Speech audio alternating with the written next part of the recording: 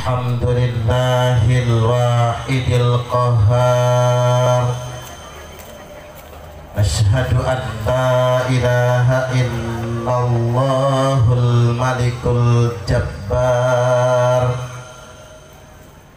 Wa asyhadu anna Muhammadan Rasulullah sayyidul mukhtar. Allahumma salli ala nuril anwar wa sirril asrar wa tiryaqil aghyar wa miftahi babil yasar Sayyidina Muhammadinil mukhtar wa alihil athhar wa ashabihil akhyar adada ni'amillahi wa ifdalih. Amma ba'du. Yang kami hormati Kepala Desa Purwodadi Simpang, yang terhormat Bapak Lamidi, semoga beliau sehat, panjang umur. Jenengan kader NU tuh Pak. Subhanallah.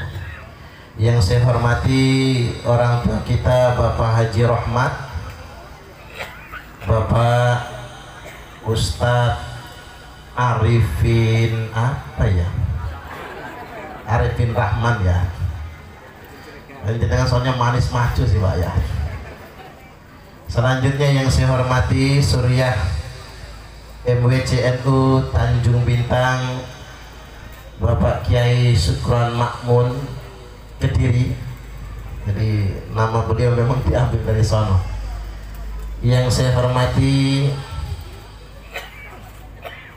Pak Haji Aziz ya. Pak Haji Sugianto. Ternyata Sugianto, tak kira Aziz tadi ya. Ngapura Pak Haji. Yang saya hormati Pak Jaya Saputra, Kepala Desa periode sebelumnya. Sahabat saya Pak Dadang, sahabat Ansor, Ketua PEC Mas Asep. Saya nanya Asep itu Sunda bukan Jawa. Kata Pak Arifin kalau Jawa itu asap, bukan asep. Asep itu Sunda, nek Jawa ya asap kan. Iya juga ya. Yang saya hormati pengurus PAC Muslimat Tanjung Bintang, ketuanya jeneng ya Bu ya, Ibu Haja Niswatin beserta rombongan. Yang saya hormati pengurus kalau tingkat desa ranting, pengurus ranting sekecamatan Tanjung Bintang, khususnya tuan rumah jajaran pengurus ranting muslimat Desa Purwodadi Simpang, bapak-bapak tokoh agama dan tokoh masyarakat, para kiai, para asatidz yang tidak dapat saya diktikan satu persatunya karena belum saya catat nama-namanya. Tanpa mengurangi rasa ta'zim kami, semoga para kiai, para asatidz, tokoh agama, tokoh masyarakat, aparat lingkungan setempat, baik aparat desa, dusun maupun RW dan RT, semuanya mendapatkan tambahan rahmat kemuliaan dari Allah Subhanahu wa ta'ala. Allahumma amin. Selanjutnya yang saya hormati bapak-bapak dan ibu-ibu semuanya, hadirin wal hadirat, pengajian muslimat sekaligus muharraman santunan anak yatim. Bapak Ibu, apa kabarnya? Sehat? Alhamdulillah. Ini sudah jam 3 kurang. Kalau mau patokannya sampai asar, ceramahnya paling sedikit sekali. Seandainya nanti penyampaian saya belum cukup, udzur syar'i, sepakat semua ulama ijma, para ahlul ilmi, min ashabin Nabi sallallahu alaihi wasallam atau para sahabat radhiyallahu anhum ajma'in wa tabi'in, sepakat para ulama tabi'in termasuk Imam Hanafi, Imam Malik, Imam Syafi'i, Imam Hambali, la khilafa bainahum, tidak ada perbedaan pendapat di kalangan ahlul ilmi bahwasanya boleh menunda sholat ketika ngaji belum selesai. Jadi jangan galau, jangan bingung. Makanya penting kita belajar agama. Saya tak duluin begini gara-gara saya ceramah di lapangan sepak bola Tanjung Bintang itu. Ceramah di sana baru 7 menit ada masjidnya. Ya sudah, wallahul muwaffiq ila aqwamit thoriq. Selesai. Amplopnya udah dilem ini, pikir saya. Ya salahnya panjang. Itu tanda yang azan nggak ngerti fikih, nggak belajar agama. Mestinya belajar boleh. Nunda waktu sholat karena masih pengajian itu. Yang nunda pertama kali bukan kita, yakni Kanjeng Nabiullah Muhammad sallallahu alaihi wasallam. Nabi mengakhirkan waktu asar karena sedang menyampaikan nasihatnya, boleh. Nabi mengakhirkan waktu isya, dimalemin isyanya karena belum menyelesaikan nasihatnya, belum menyelesaikan ngajinya. Bahkan Nabi pernah mengkodok sholat asar, sholat maghrib dikerjakan di waktu isya. Kebayang berapa jam itu Pak ceramahnya. Dan itu pernah diamalkan oleh Umar ibn Khattab. Beliau menyampaikan bayan dari mulai asar, ketemu maghrib belum selesai, ketemu isya belum selesai, asarnya dikodok. Kita bisa sekarang. Nanti saya ceramah sampai maghrib, maghrib lewat tekan isya, isya nanti kita kodok sholat asarnya, kodok maghribnya langsung isyaan. Mau nggak kira-kira? Saya yang nggak kuat Pak.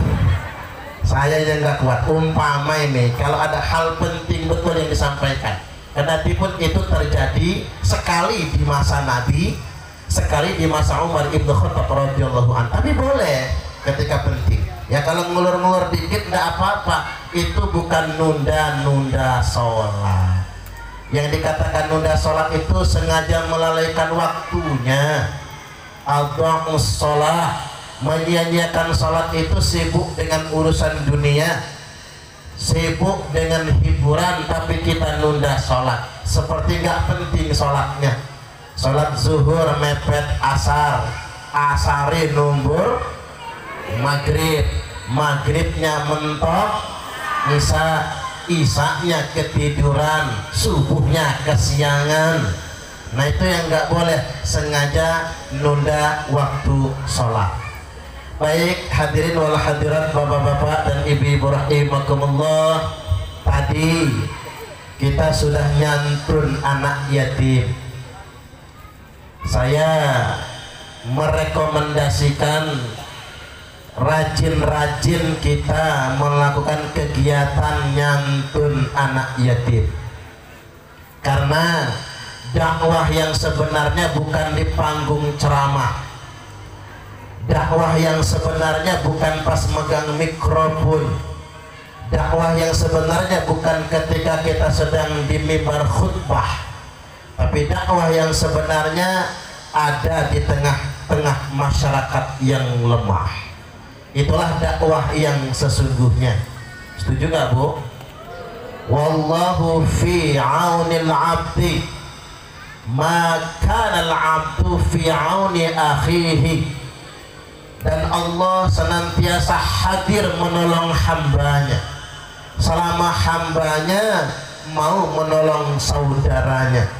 Makanya nyantun anak yatim ini perbuatan yang sangat mulia. Cuman sumbang saran, jangan cuman yatim yang disantun, emaknya yatim juga mesti disantun. Setuju gak kira-kira? Emaknya yatim itu namanya apa? Rondo. Janda juga mesti disantun. Karena janda kalau cuma yatimnya yang disantun, Janda takut makan duitnya, makan duit anak yatim. Biar dia nggak takut ya rondonya disantun juga. Cuman sumbang saran, kalau nyantun janda jangan datang sendirian Pak. Nanti Pak Yai Sukron Makmun datang sendirian. Mentang-mentang beliau gagah dan tampan. Nyantun bulan pertama, suwun Pak, Bapak baik betul sama kami. Mulai dulu. Bulan depan datang lagi, suwun Pak, perasaan gak ada yang perhatian sama kami. Cuman Bapak ada yang perhatian. Nambah nih, nambah simpati. Bulan ketiga datang lagi, mulai dibanding-bandingin. Pak Kades aja gak gini loh Pak. Bapak terus yang peduli sama kami. Bulan keempat datang lagi, apa kata Rondo?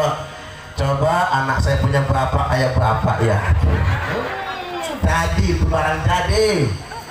Makanya kalau nyantun Rondo itu mesti ada kawan. Enggak boleh sendirian itu. Minimal teman istrinya, termasuk Pak Dilamidi. Karena dia cair langsung keliling nyari janda misalnya. Ya harus ditemani sama Bu Kades. Bu Kades mana? Nah Bu Kades temenin ya Bu ya. Ya Pak Lamidi sebelum jadi Kades mah biasa aja kalem Bu. Begitu jadi Kades pejabat ya, banyak yang ngepen, makanya harus diawasi.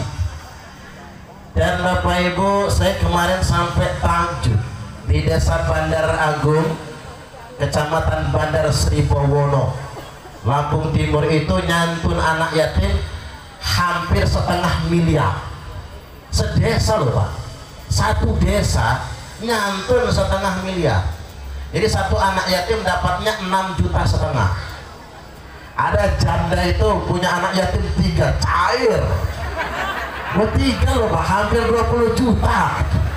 Subhanallah, luar biasa. Enak juga ya punya anak yatim banyak itu. Kalau di sana mah cair, 20 juta bisa beli sapi, bisa buat ternak dan lain sebagainya. Nah kita bisa, ini kita format begitu. Di Bandar Agung ini dikoordinir oleh Pak Kades gitu, memanfaatkan jamaah-jamaah pengajian sepanjang tahun dikoordinir, dan setiap bulannya di sana anak yatim dan jandanya disantun 20 kg beras setiap bulan. Yang mengkoordinir gerakan preman Toba. Di Purwodadi ada preman nggak? Nah itu yang preman-preman suruh taubat mengkoordinir, mengadakan jimpitan.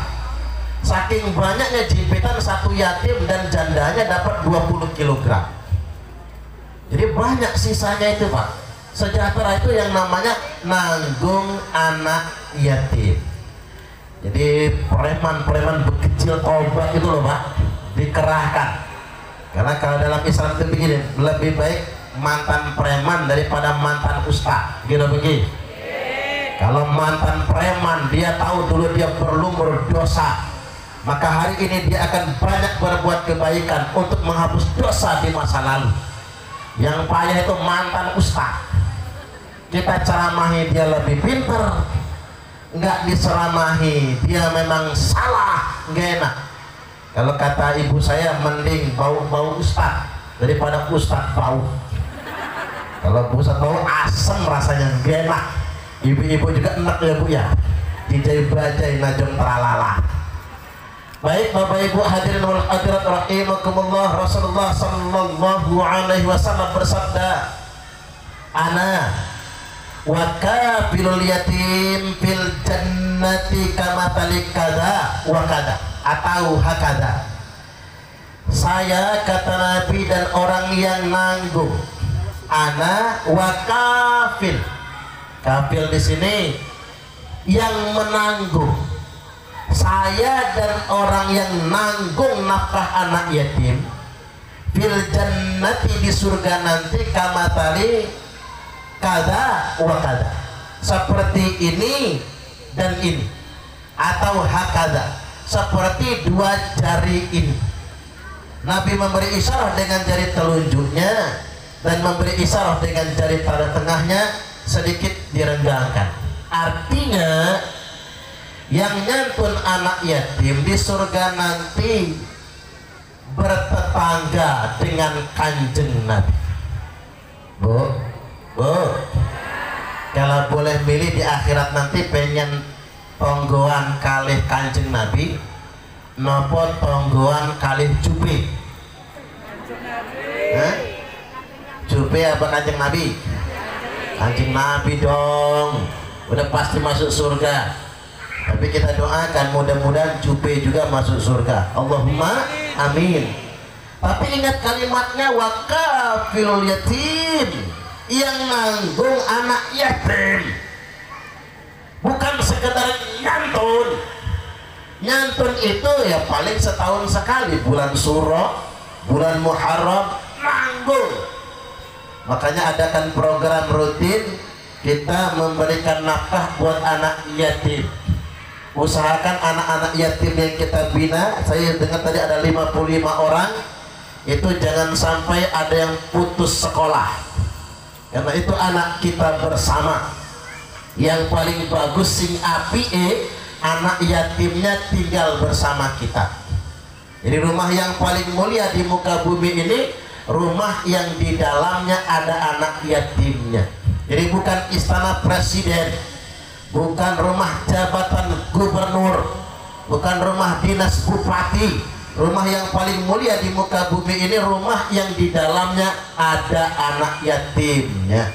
Dan itu nggak gampang, karena untuk ikhlas Pak, menaungi anak yatim, ngurus anak yatim saban hari itu susah Bapak Ibu.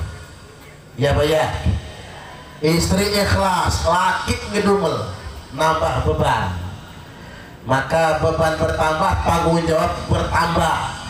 Lakinya ikhlas, bini enggak ikhlas. Laki berangkat cari nafkah, anak yatim dipelototin. Anak yatim lagi makan banyak kamu. Dari beras enggak makan banyak. Makan nanti itu anak yatim, makannya dikit-dikit, dipelototin sama emaknya. Suami ikhlas, istri ikhlas, anak yang nakal. Bapak ke kantor, ke ladang, mama ke pasar. Anak yatim diciptakin sama anak kita. Ini masalah Bapak Ibu. Makanya nggak semua orang bisa menaungi anak yatim.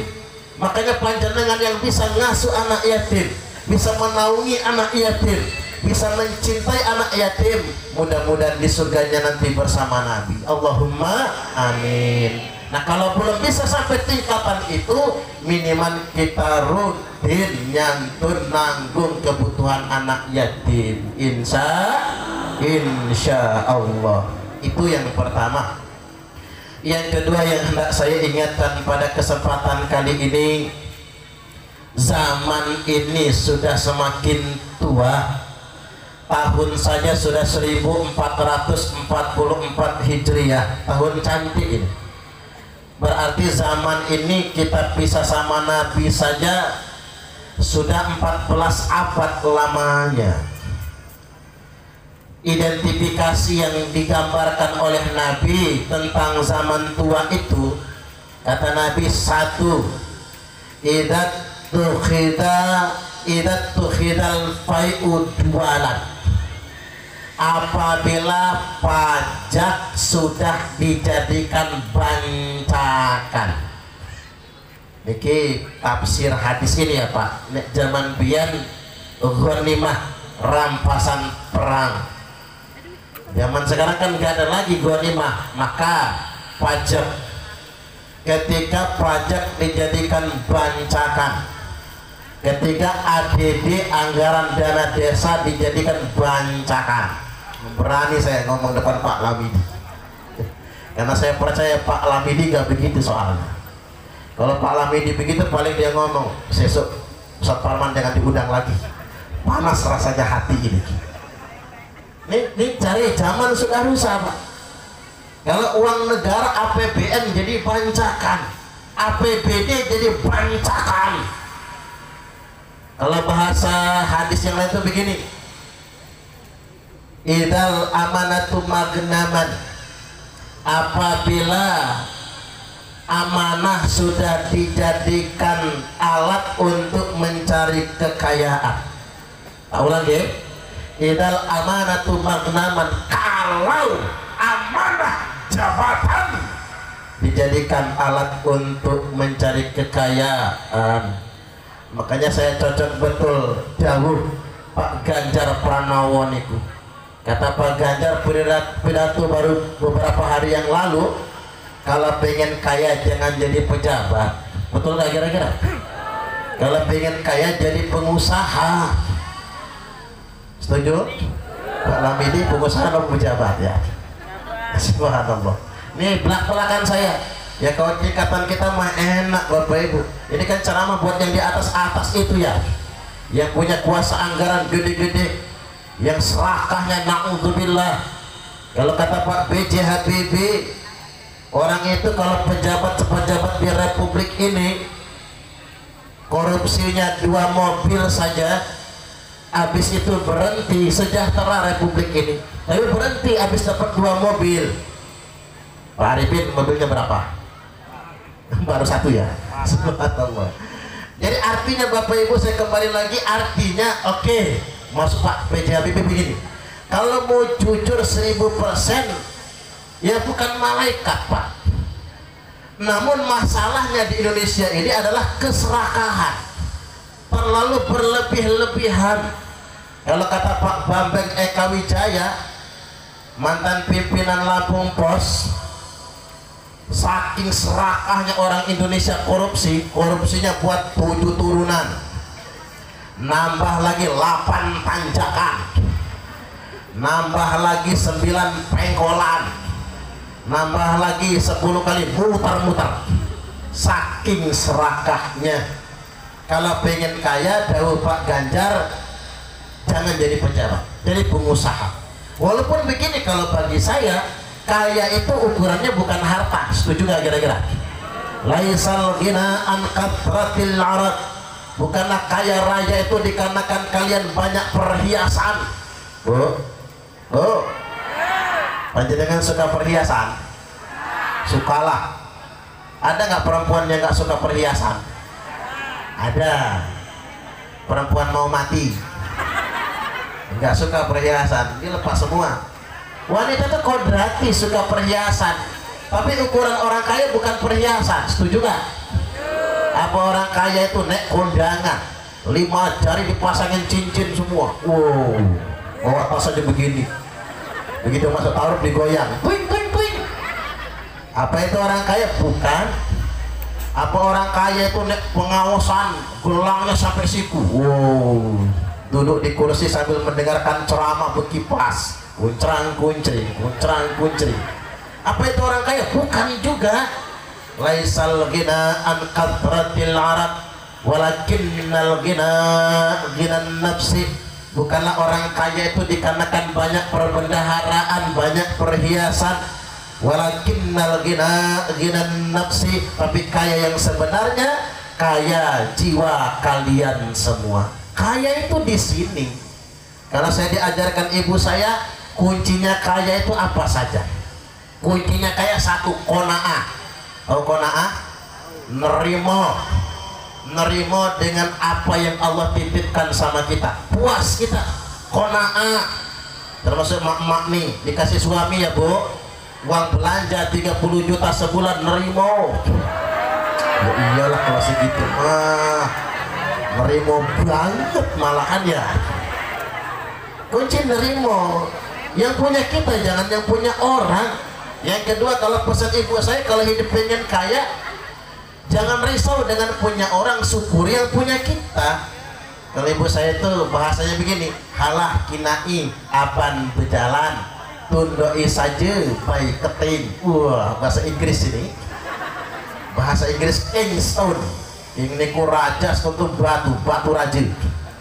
Halah kina aban berjalan, jangan lihat awan yang sedang berjalan di atas. Hidup jangan dongak ke atas, tundoi saja baik keting, lihat jempol kaki, ingat asal. Kalau ibu saya lagi marah Pak, saya masih kecil itu, ama dihisar nak lah lama dihisar, ama dihi susah nak lah lama dihi susah, ama dihi miskin nak lah lama dihi miskin. Udah keren. Sampai sekarang Pak ingat itu Pak, Kalau kita susah nak, dari dulu kita susah nggak tumben jadi orang susah. Kalau kita miskin nak, sudah lama kita miskin, dari dulu kebian emang miskin, nggak tumben jadi orang miskin. Iyalah kalau anak gubernur pak, tadinya bapaknya gubernur ditangkap KPK jatuh melarat, tumben jadi orang miskin. Nah kita, saya pikir iya juga ibu saya itu, jangan silau dengan punya orang, kata ibu saya. Syukur yang punya kita, hidup kita bahagia, enak, hidup paling enak tuh begitu. Dia buat Bu Kades, nanti Bu Kades ngomong, Pak, Bapak sudah lama jadi Kades, beli Fortuner gue ya. Paham?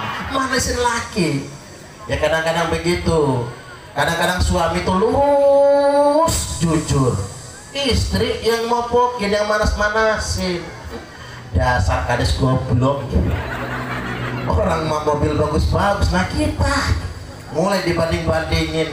Jangan gitu Gemak, kata Pak Lamidi. Kita harus menjadi pejabat yang jujur. Ingat kata Pak Kiai, Allah dialahin. Begitu malam masuk kamar dikunci dari dalam, nggak boleh masuk. Ya semalam bertahan, 2 malam bertahan, seminggu yang nggak kuat lah. Ujung-ujungnya ya sudahlah, maunya mama apa sih. Nah hidup ini kita nggak boleh membandingkan nikmat yang sudah Allah titipkan kepada kita, nggak boleh dibandingkan dengan punya orang. Bu, ngelirik boleh, tapi jangan lupa dengan diri kita. Karena kalau kata dokter Aisyah Dahlan, apa bedanya laki-laki dan perempuan? Beda mata laki sama mata perempuan. Kalau mata laki-laki jarak pandangnya jauh ke depan. Makanya bapak-bapak kalau belum selesai kerjaan nggak bisa diganggu karena dia pikirannya panjang. Makanya bapak-bapak ngebut di jalan tol nggak takut, motong mobil di depan nggak takut, udah ada kekernya, matanya nyampe. Ibu-ibu diajak nyalip motong mobil di depan ketakutan, bisa nutup mata karena jarak pandang mata ke depannya terbatas. Cuman bapak-bapak punya kelemahan, pandangan ke sampingnya terbatas. Nah ibu-ibu punya kelebihan, pandangan ke sampingnya lebar. Makanya ibu-ibu ini tahu betul kalau kawan di sampingnya sudah nambah gelang, nambah cincin, tahu betul tanpa harus noleh. Kayaknya cincinnya udah 3, kemarin baru 2, tahu betul.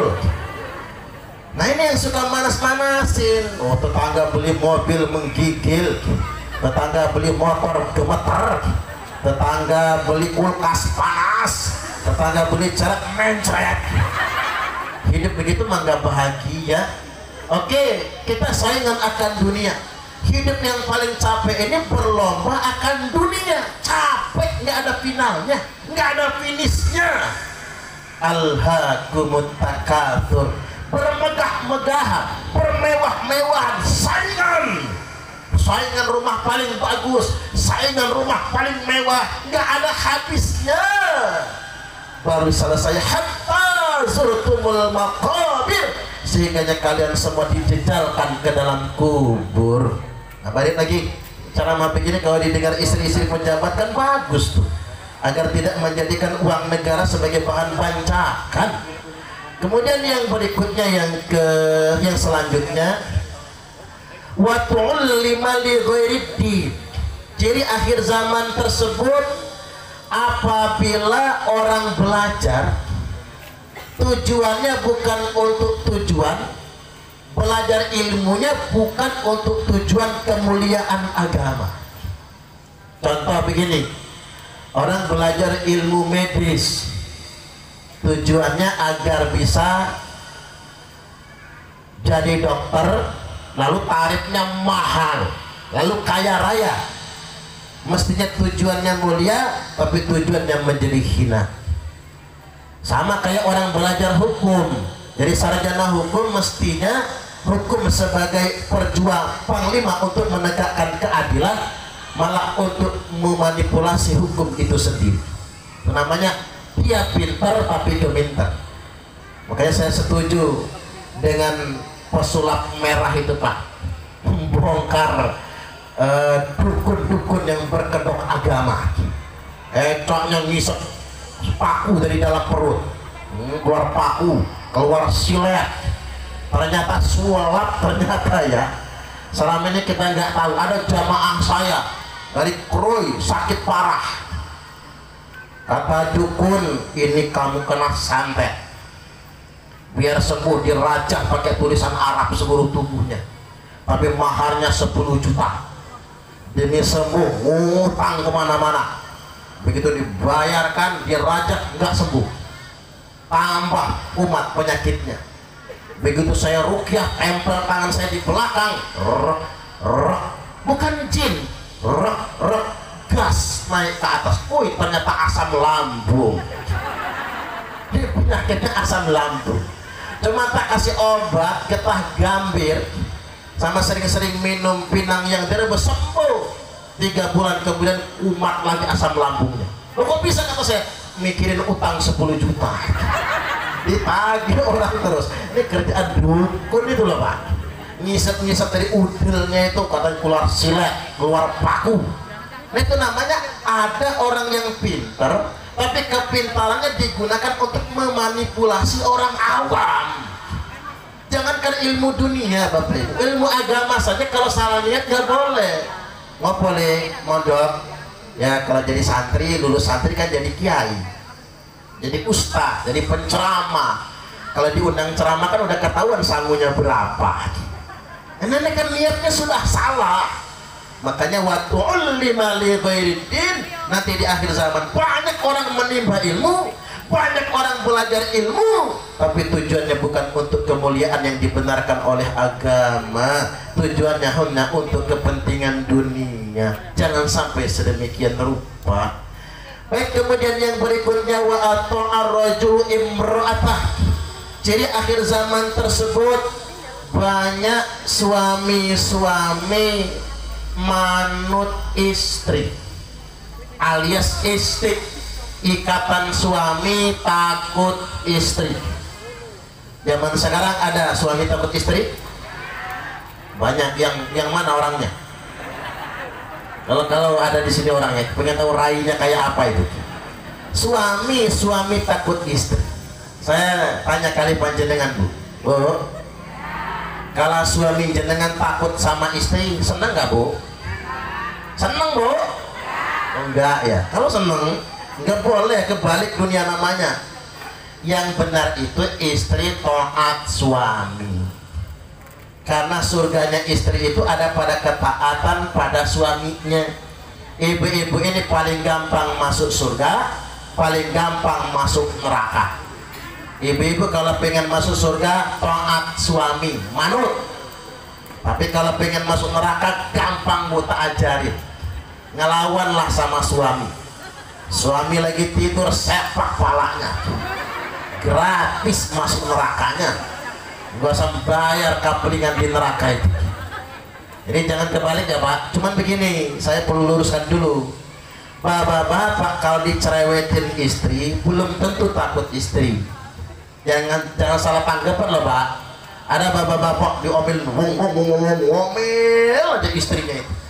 Ketiban dapat rezeki istri yang cerewet. Adakah sih istri cerewet itu? Yang mana Bu orangnya? Ngacung kalau berani. Ngomong.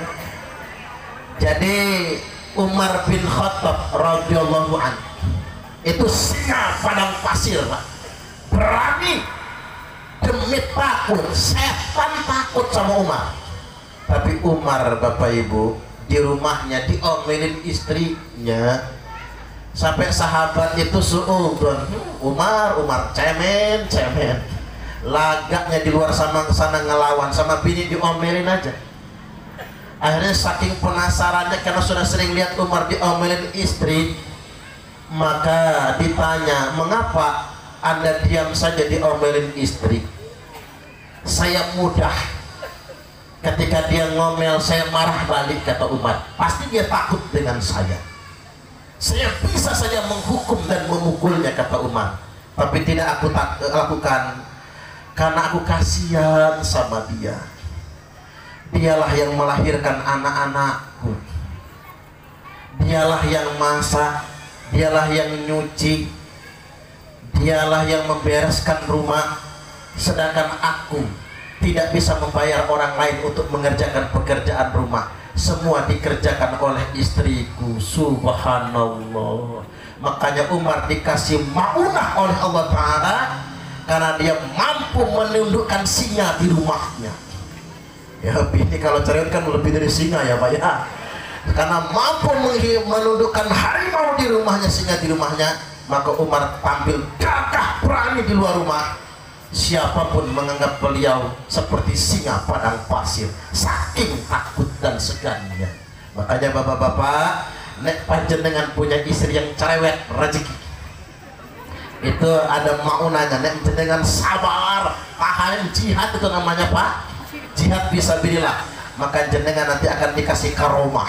Karomahnya apa? Akan diberikan wibawa di tengah khalayak ramai. Jadi jangan cemen sama bini ngebentak aja, di luar takut gitu. Jangan sampai sedemikian rupa. Selanjutnya akhir zaman ini kata Nabi, wa qaraba sadiqahu wa ba'ada aba. Muncul anak-anak yang lebih hormat sama teman, lebih akrab dengan teman dan jauh dari bapak kandungnya. Jadi hormat dengan teman tapi tidak hormat dengan bapak kandungnya. Wa aqa ummah, dan durhaka kepada ibu kandungnya. Wa antalidal amat rabbataha, banyak budak-budak yang melahirkan tuan. Apa itu budak melahirkan tuan? Bukan budak Palembang, kayaknya budak bukan budak Semende, lain budak Sunda. Budak yang melahirkan tuan itu ibu kandung, ibunya yang mengandung, ibunya yang melahirkan, ibunya yang menyusui dan membesarkan. Setelah anaknya sukses, anaknya memperlakukan ibunya seperti pembantunya sendiri. Ada nggak zaman sekarang? Banyak. Daripada bayar babysitter, mama aja ya yang ngasuh anak saya. Jangan-jangan tersungging semua ya. Ya iyalah Bu, namanya Mbah Putri ya Bu. Daripada orang lain yang ngasuh, mending mbahnya ya. Cuman Bu yau anak lan mantu terima kasih. Ini mantunya cemberut terus.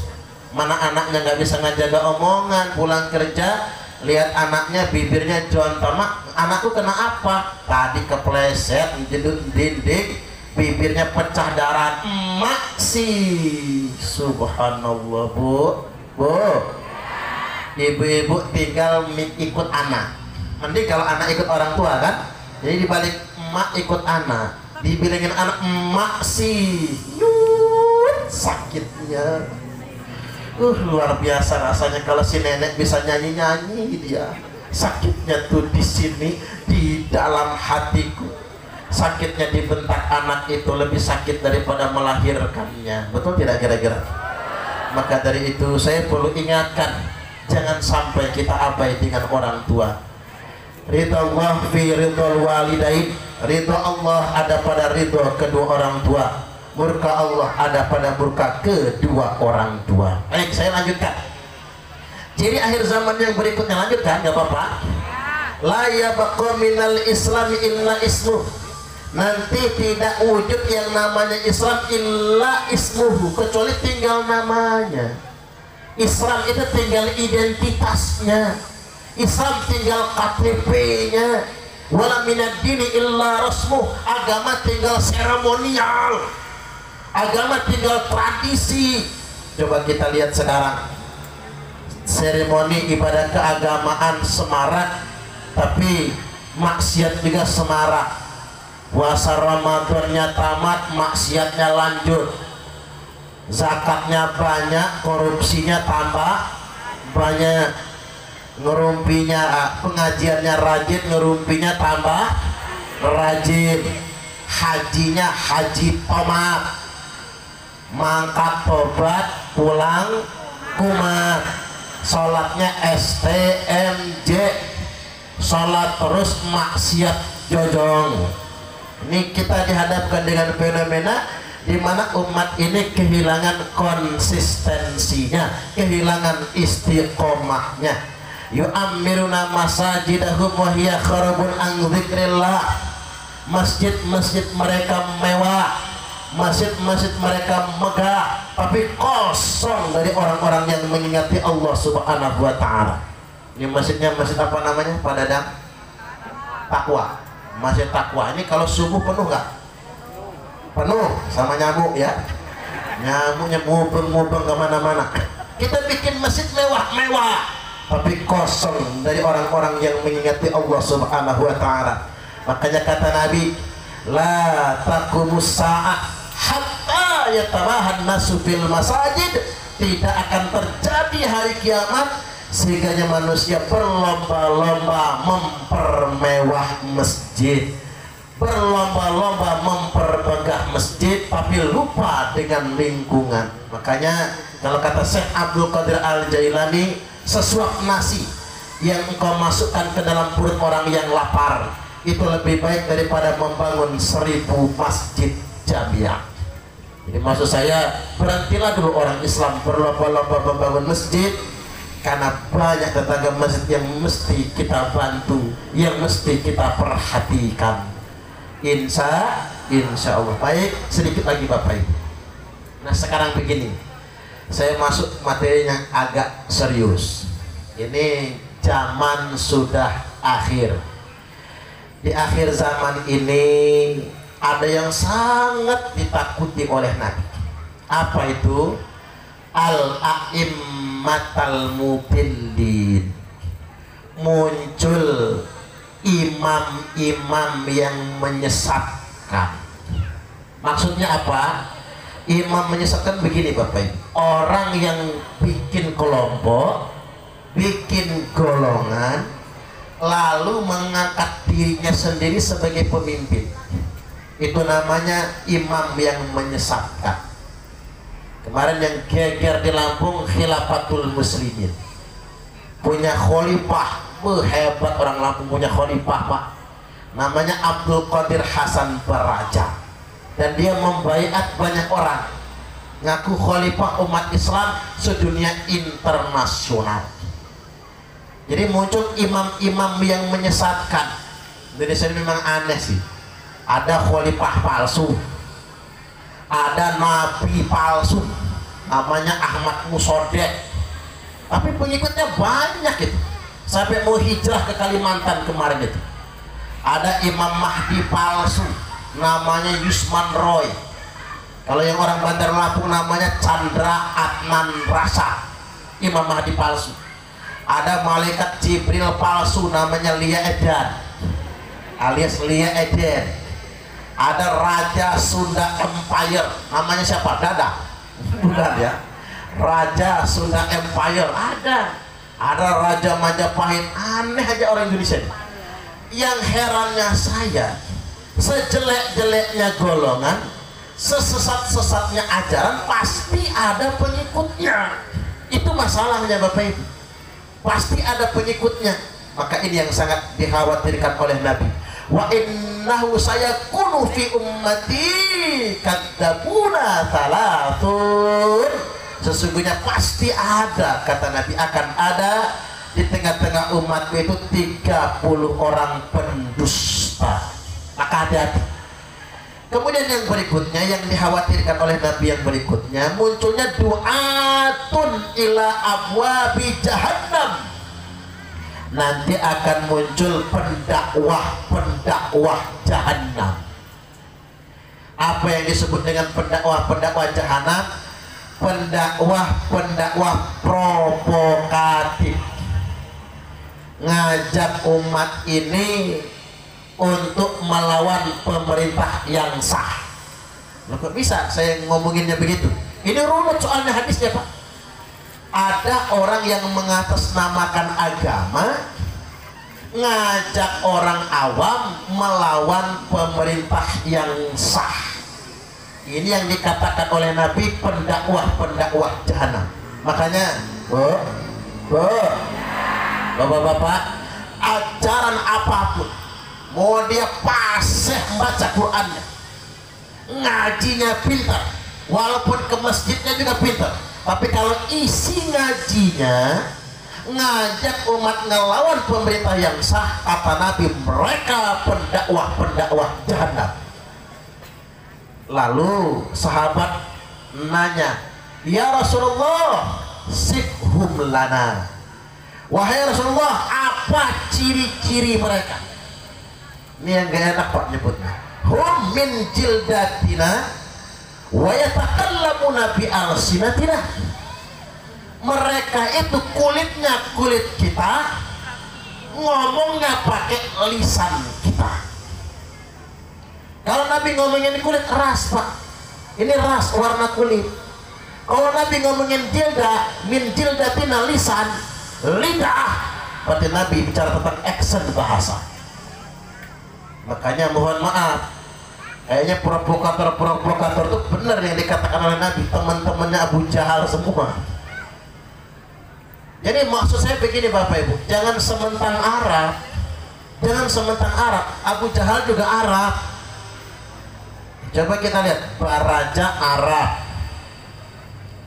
Ba'asir Arab, Abdullah Sungkar Arab, Syihab Arab.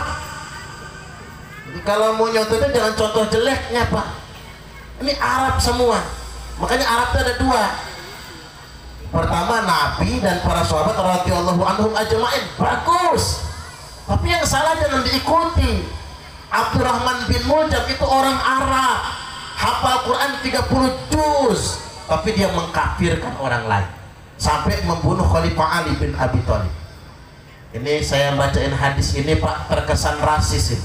Cuma tak potong nanti, nggak kata upload, takut digoreng orang.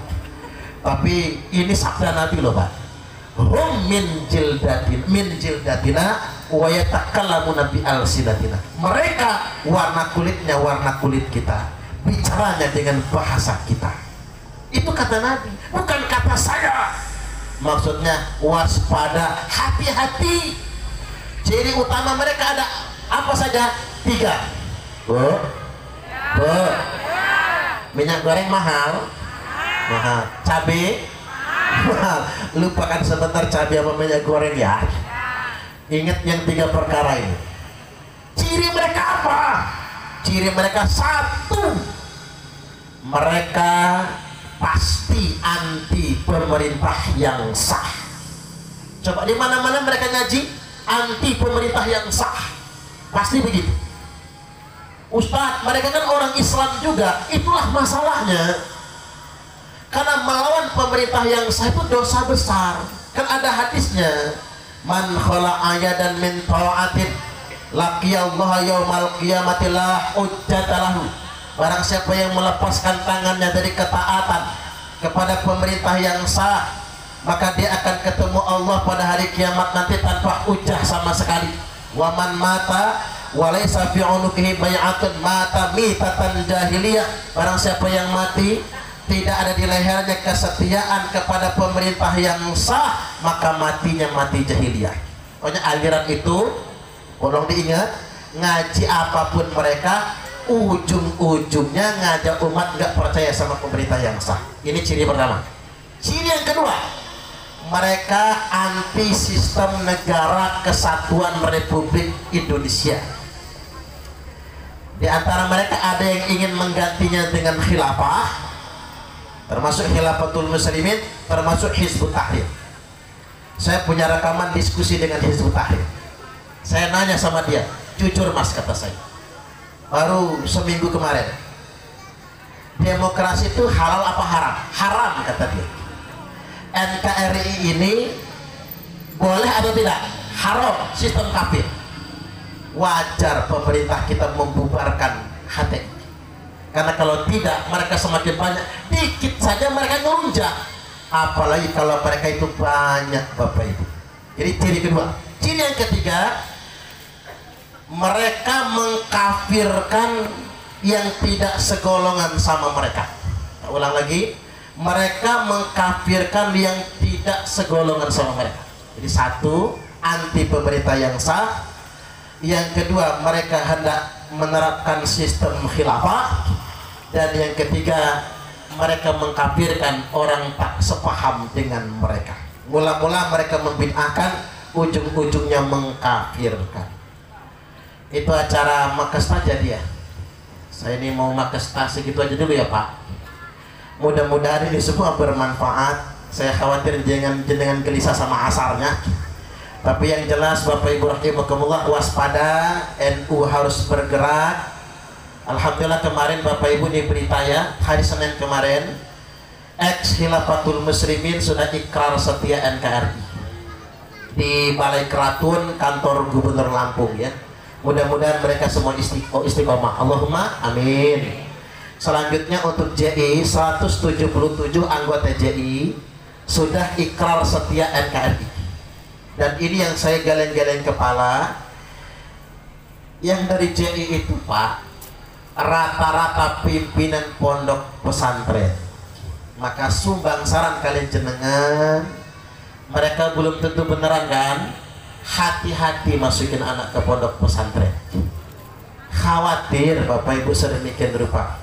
Nah kemarin juga di NII saya diundang ke Polda Bali, 100 anggota NII Bali ikrar setia NKRI.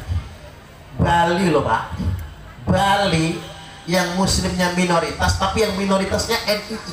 Itu yang jadi masalah di Bali. Di Lampung yang baru disentuh oleh pemerintah baru Khilafatul Muslimin, JI, JAD, JAT. Tapi NII banyak betul di Lampung, belum tersentuh oleh pemerintah. Makanya hati-hati sekali lagi, jangan sembarangan mengaji. Mudah-mudahan anak-anak kita diselamatkan dari aliran-aliran yang menyimpang tersebut. Allahumma amin. Baik, sekarang kita akhiri dengan berdoa. Ya dzal jalali wal ikram. Allahumma shalli wa sallim ala sayyidina Muhammadin wa ala alihi wa sahbihi wa barik wa sallim ajma'in. A'udzu billahi minasy syaithanir rajim. Bismillahirrahmanirrahim. Alhamdulillahi rabbil alamin. Hamdan yuwafi ni'amahu wa yukafi'u mazidah. Ya Rabbana lakal hamdu kama yanbaghi li jalali wajhikal karimi wa 'azimi sultanik. Allahumma salli wa sallim ala sayyidina Muhammadin wa ala alihi wa sahbihi wa barik wa sallim ajma'in. Allahumma ighfir lana dhunubana wa liwalidayna warhamhum kama rabbawna shighara. Rabbana hab lana hukman. Ya Allah ya Rabb kami, berikan kepada kami kebijaksanaan, bijaksana dalam keyakinan, bijaksana dalam berpikir dan bertutur kata, bijaksana dalam perbuatan. Wa alhiqna bis salihin. Ikatkanlah kami beserta seluruh anak keturunan kami sebagai orang solih dan solihah semua. Dan ikatkanlah kami beserta seluruh teman, tetangga, kerabat dan masyarakat kami sebagai orang solih semua. Waj'al lana lisana sidqin fil akhirin. Dan jadikanlah kami ya Allah sebagai buah tutur kata yang baik bagi generasi di kemudian hari. Allahumma inna na'udzubika min azabil qabri wa min azabi jahannam. Ya Allah ya Rabb kami, sesungguhnya kami semua berlindung kepadamu dari azab kubur dan dari azab api neraka jahanam. Wa min fitnatil mahya wal mamat. Dan dari fitnah kehidupan maupun fitnah kematian. Wa min syarri fitnatil masihid dajjal. Dan dari kejahatan fitnah dajjal pada akhir zaman ini. Allahumma ja'alna wa ja'al awladana min ahlil Qur'an wa ahlil ilmi wa ahli sidqi wa ahlil khair wa ahlil manfa'ah birahmatika ya arhamar rahimin. Rabbana atina fid dunya hasanah wa fil akhirati hasanatan wa qina adzabannar. Wa sallallahu ala sayyidina Muhammadin wa ala alihi wa sahbihi wa sallam. Alhamdulillahi rabbil alamin. Demikian dari saya, kurang lebihnya mohon maaf dan kepada Allah Ta'ala mohon ampun. Wallahul muwafiq ila aqwamit thariq. Wassalamualaikum warahmatullahi wabarakatuh.